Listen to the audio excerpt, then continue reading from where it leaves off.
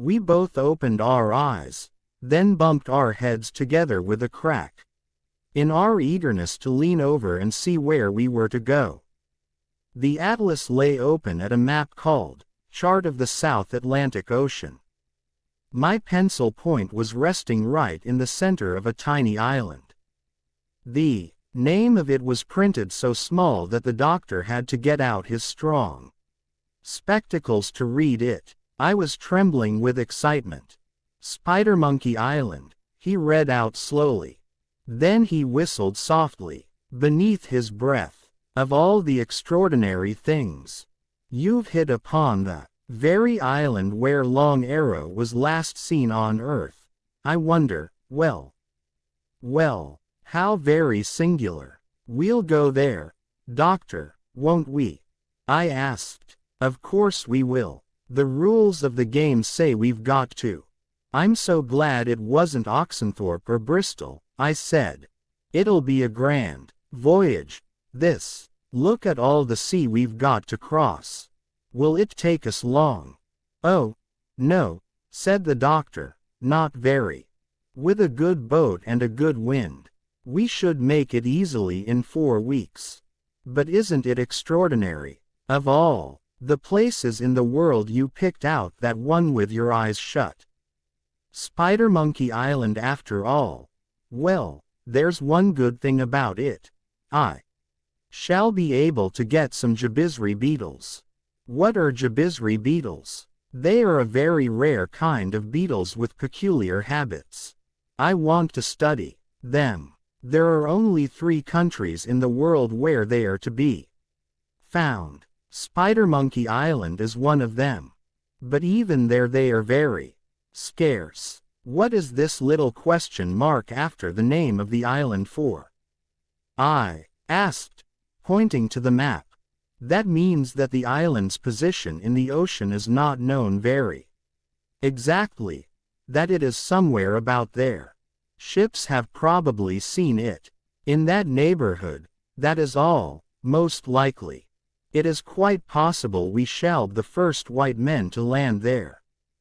But I dare say we shall have some difficulty in finding it first. How like a dream it all sounded. The 2 of us sitting there at the big study table, the candles lit, the smoke curling towards the dim ceiling. From the doctor's pipe, the 2 of us sitting there, talking about finding an island in the ocean and being the first white men to land upon it. I'll bet it will be a great voyage, I said. It looks a lovely island on the map. Will there be black men there? No. A peculiar tribe of red Indians lives on it, Miranda tells me. At this point the poor bird of paradise stirred and woke up. In our excitement we had forgotten to speak low. We are going to Spider-Monkey Island, Miranda, said the doctor. You know where it is, do you not? I know where it was the last time I saw it, said the bird. But whether it will be there still, I can't say. What do you mean? Asked the doctor. It is always in the same place. Surely. Not by any means, said Miranda. Why? Didn't you know? Spider-Monkey Island is a floating island. It moves around all over the place, usually somewhere near southern South America. But of course I could surely find it for you if you want to go there. At this fresh piece of news I could contain myself no longer. I was bursting to tell someone. I ran dancing and singing from the room to find Chi-Chi. At the door I tripped over Dab-Dab, who was just coming in with her wings full of plates, and fell headlong on my nose. Has the boy gone crazy? Cried the duck. Where do you think you're going, Ninny? To Spider-Monkey Island, I shouted, picking myself up and doing cart wheels down the hall. Spider-Monkey Island. Hooray! And it's a floating island. You're going to Bedlam, I should say, snorted the housekeeper. Look what you've done to my best china. But I was far too happy to listen to her scolding, and I ran on, singing, into the kitchen to find Chi-Chi. 2 days after that we had all in readiness for our departure. On this voyage Jip begged so hard to be taken that the doctor finally gave in and said he could come. Polynesia and Chi-Chi were the only other animals to go with us. Dab Dab was left in charge of the house and the animal family we were to leave behind. Of course, as is always the way, at the last moment we kept remembering things we had forgotten, and when we finally closed the house up and went down the steps to the road, we were all burdened with armfuls of odd packages.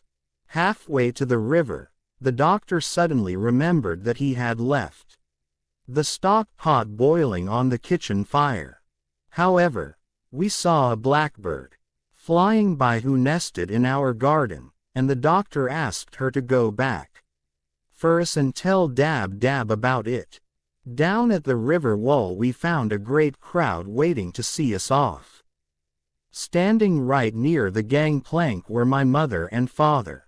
I hoped that they would not make a scene, or burst into tears or anything like that, but as a matter of fact they behaved quite well, for parents. My mother said something about being sure not to get my feet wet, and my father just smiled a crooked sort of smile, patted me on the back and wished me luck. Goodbyes are awfully uncomfortable things, and I was glad when it was over and we passed on to the ship. We were a little surprised not to see Matthew Mugg among the crowd. We had felt sure that he would be there, and the doctor had intended to give him some extra instructions about the food for the animals we had left at the house. At last, after much pulling and tugging, we got the anchor up and undid a lot of mooring ropes.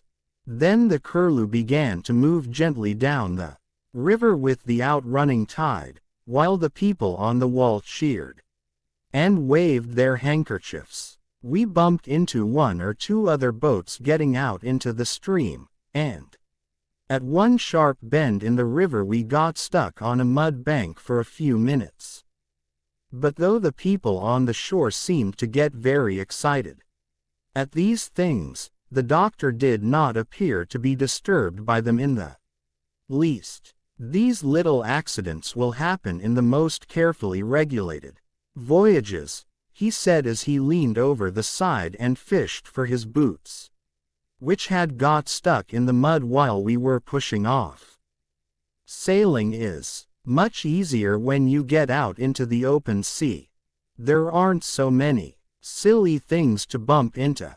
For me indeed it was a great and wonderful feeling, that getting out into the open sea, when at length we passed the little lighthouse at the mouth of the river and found ourselves free of the land. It was all so new and different.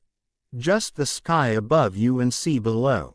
This ship, which was to be our house and our street, our home and our garden, for so many days to come, seemed so tiny in all this wide water, so tiny and yet so snug. Sufficient, safe. I looked around me and took in a deep breath. The doctor was at the wheel steering the boat, which was now leaping and plunging gently through the waves. I had expected to feel seasick at first but was delighted to find that I didn't. Bumpo had been told off to go downstairs and prepare dinner for us. Chi-Chi was coiling up ropes in the stern and laying them in neat piles.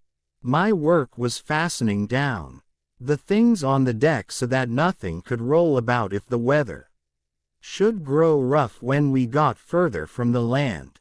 Jip was up in the peak of the boat with ears cocked and nose stuck out, like a statue, so still, his keen old eyes keeping a sharp lookout for floating wrecks, sandbars, and other dangers.